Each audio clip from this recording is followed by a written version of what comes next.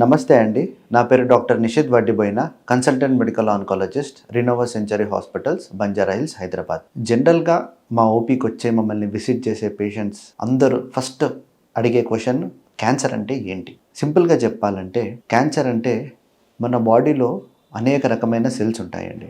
ఆ సెల్స్ పద్ధతిగా ఆర్డర్ ప్రకారం మల్టిప్లై అయ్యి, గ్రో అయ్యి పెద్దగా అవుతాయండి. అవి అట్లా మల్టిప్లై అయ్యి గ్రో అవ్వడం వల్లనే మన బాడీలో అనేకమైన పార్ట్స్, ఆర్గన్స్ ఫామ్ అవ్వడానికి కారణం అండి. అయితే ప్రతి సెల్ పెరిగి పెద్దగయ్యి ఏజ్ అయిపోయి దానికదే చనిపోవడం అనేది జరుగుతుందండి. అయితే ఈ ప్రాసెస్ని కంట్రోల్ చేసేది మాత్రం మన సెల్లులో ఉన్న జీన్ అనేది కంట్రోల్ చేస్తుందండి. ఎప్పుడైతే కార్సినోజన్స్కి ఎక్స్పోజర్ ఉంటుందో, లైక్ ఫర్ ఎగ్జాంపుల్ స్మోకింగ్ కానివ్వండి, ఆల్కహాల్ కన్సంప్షన్ కానివ్వండి, ఇట్లా కార్సినోజన్కి ఎక్స్పోజ్ అయినప్పుడు ఆ జీన్ అనేది అబ్నార్మల్ మ్యుటేషన్కి పాల్పడుతుందండి. ఆ అబ్నార్మల్ మ్యుటేషన్ వల్ల ఈ ordered cell multiplication, cell division అనేది డిస్టర్బ్ అయిపోయి అన్కంట్రోల్డ్గా ఆ సెల్ డివిజన్ అనేది, అన్కంట్రోల్డ్గా సెల్ గ్రోత్ అనేది అవ్వడం జరుగుతుందండి.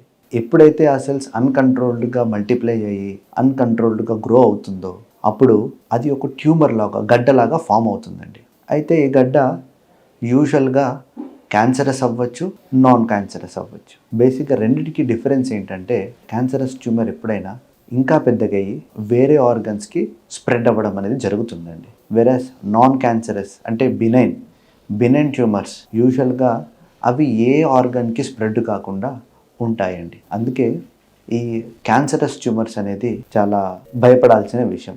వెరస్ బెనిన్ ట్యూమర్స్ అనేటివి అవి ఎక్కడ స్ప్రెడ్ కాకుండా ఉంటాయి కాబట్టి వాటిని ఈజీగా సర్జరీ ద్వారా తీసేయడము, లేకపోతే ఏం చేయకుండా వదిలేయడము జరుగుతుందండి. ఇదే అండి క్యాన్సర్ అనేది సింపుల్గా మీకు ఎక్స్ప్లెయిన్ చేయాలంటే. Thank you.